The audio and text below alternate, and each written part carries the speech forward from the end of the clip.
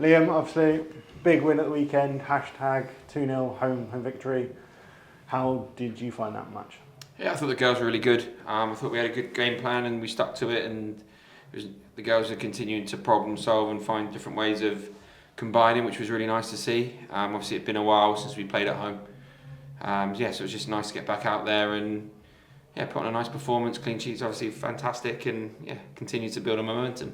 And obviously, just speaking to Maisie, she was talking about the break in fixtures, obviously having a few weeks between the last fixture and hashtag.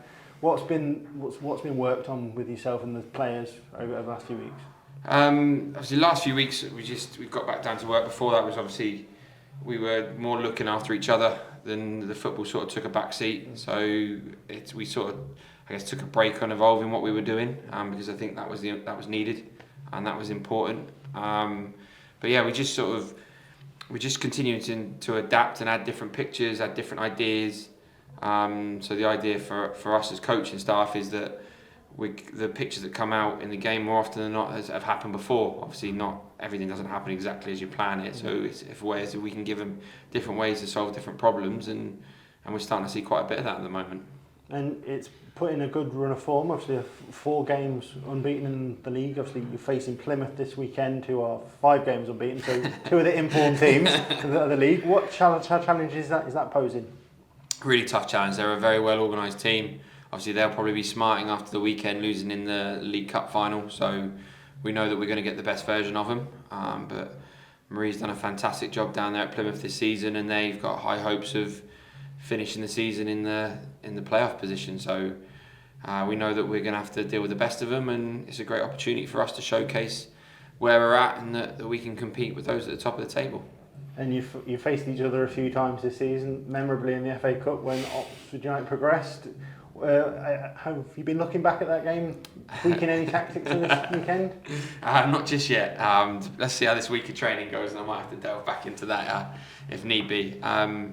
They've made a few personnel changes since then, but they play a similar style, so we'll approach things in a similar way. But obviously, we've grown and we've adapted as the season's gone on. So hopefully, we can cause them a few more problems, and another clean sheet would be lovely. And you gave a debut at the weekend to Eva. Talk about her coming into the squad. So Eva's been sort of training up every so often since Christmas. We've got a rotation of the younger players. I think it's important to expose them to this environment. And herself, Abby, have done really well and have adapted well to the different physicality, different constraints within the women's game. We've got a good setup in place where they're both with partner clubs that have given them some exposure to women's football. So when they've come up as the season's progressed, that they've really grown and deserve the opportunity. We've got a few injuries at the moment, so why not trust the youngsters that are coming through the system and the pathway, because hopefully they'll be the future of the football club as we move forward. Does that help into your planning to build into next season? I know you've got a few games left of this season yet, though. I've got three more games, and then we can start to think about that. A little bit of course. We're always looking at what's around us and what's moving forward, and if the youngsters are able to hold their own and come in and compete, and they're only 16, 17 years old, then what does that look like when they're 6 months older? Where they're a little bit further along on their development. So the more we can give these opportunities, and I think it's really important to promote from within when possible. If they're good enough, the age is irrelevant to me. So good for them. And finally, you mentioned 3 games after Plymouth left of the season. What are you taking each game at a time?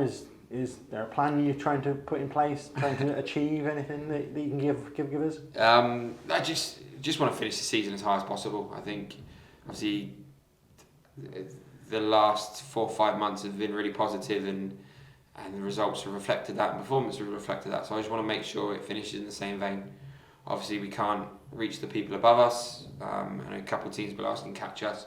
So for me, can we have that mentality that we want to finish as high as possible? We're not just going to coast through the last games, and that we're pushing each other because we want to continue to move forward.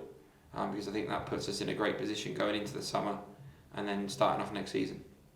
Fantastic. All right. Brilliant. Awesome. Cheers, man. Thank you very much.